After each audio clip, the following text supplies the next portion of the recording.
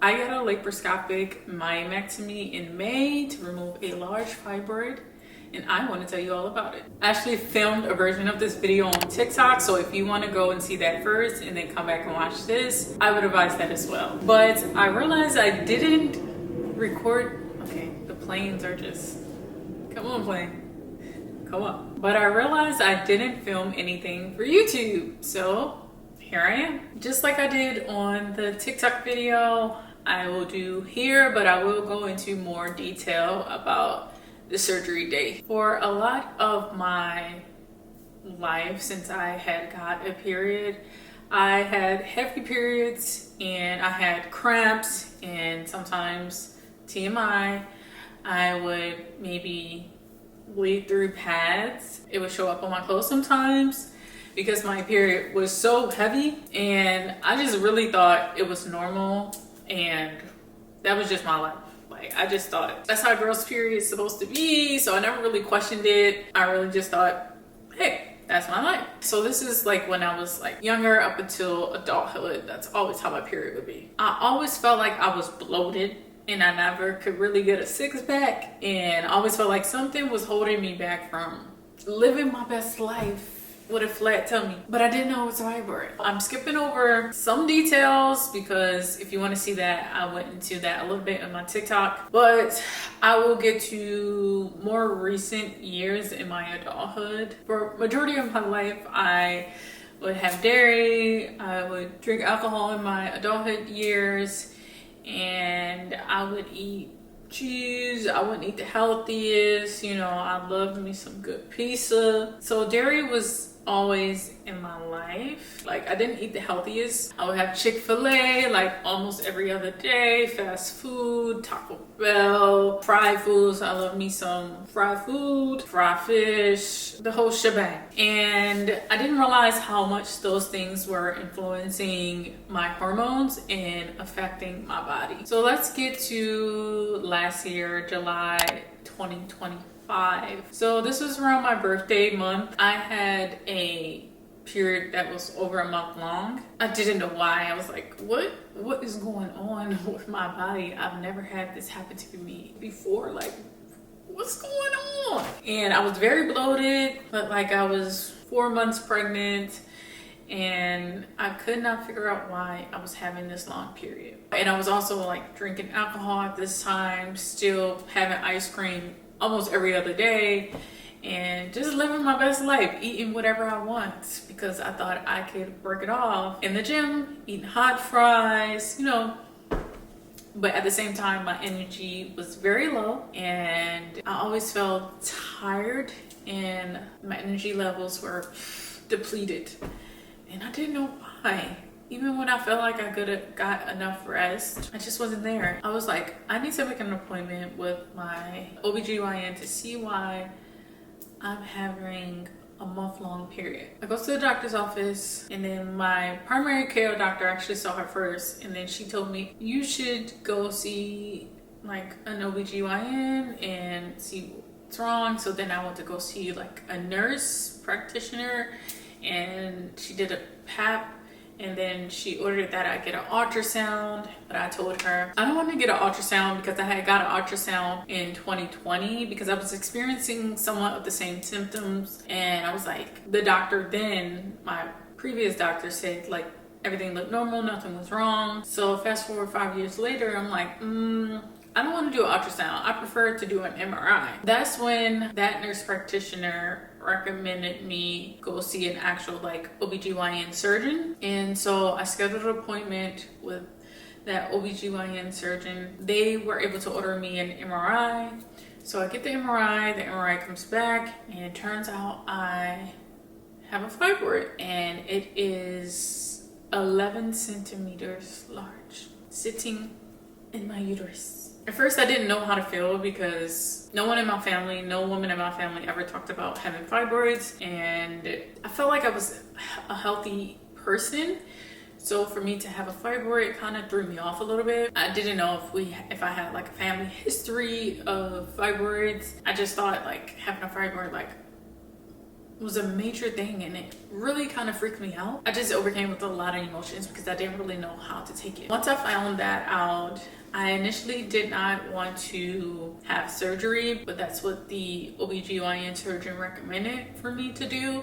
But I was like, I'm gonna try to take a more holistic way. I'm gonna cut out dairy, alcohol. I'm gonna try to eat healthier, and I'm gonna see what that does for me. So I did that up until, I feel like it was like February of this year. It helped a little bit as far as like the inflammation. I didn't feel like so much discomfort and like I had to pee all the time, but I still felt like the mass right there, and you could tell my stomach was so bloated from the fibroid, but my energy levels were still not the best, and I still felt like I couldn't give my all in the gym. I just felt like my fibroid was just disrupting my life. So in February, I was like, okay, I made the decision to get surgery. My surgery was scheduled for May of this year. I was really nervous because this was a major surgery, and I was going to be, like cut open, and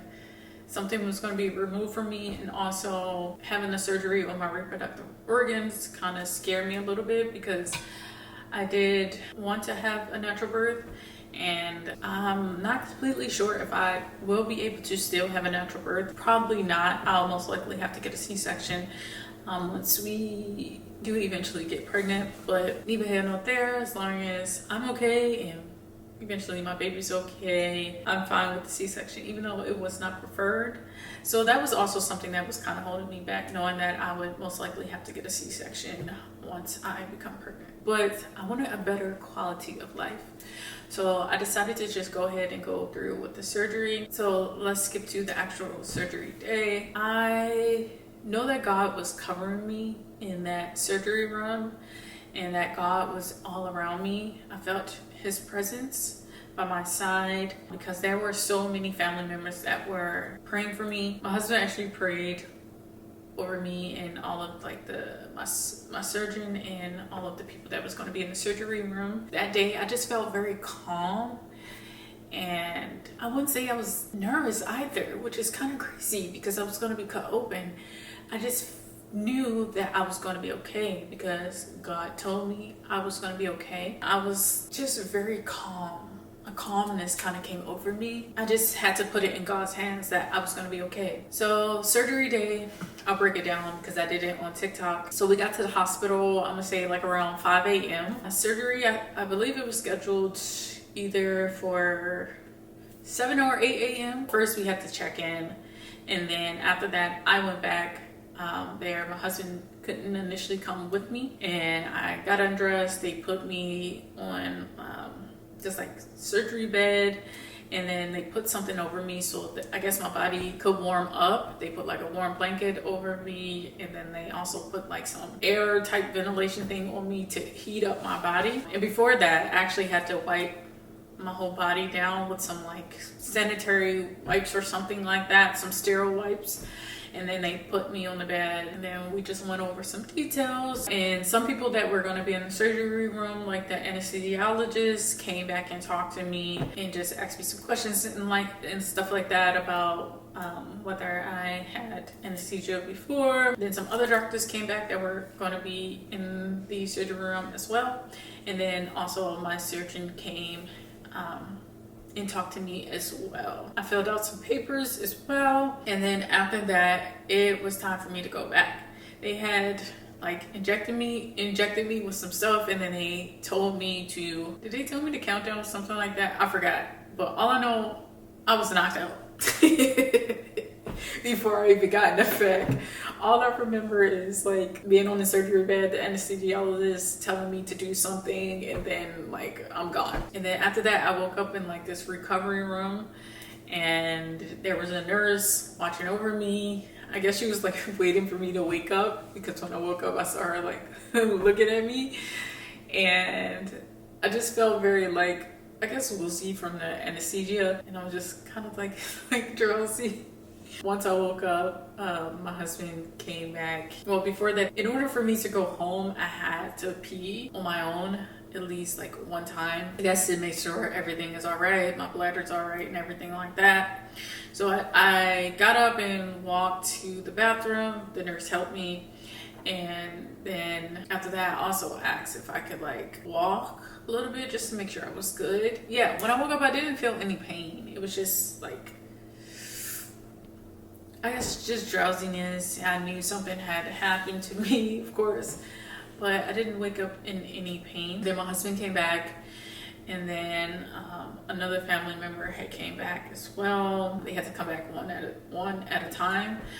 And then at that point, it was pretty much time for me to go. We picked up my medication from the pharmacy, and then I came home and I was resting. I don't remember feeling like, I wouldn't consider it pain. It was just more so discomfort. My surgeon said that it would feel like I did like 1,000 crushes, and I did feel like that. I felt like I did like maybe 200, not 1,000. So it wasn't like unbearable, but it was a little discomfort. The most thing I would say that kind of was quote unquote painful was like the shoulder and neck pain from the anesthesia, like releasing from my body the gas. And I would say that's pretty much it. It wasn't like a really painful surgery. My surgeon said that the surgery went great, everything looked good.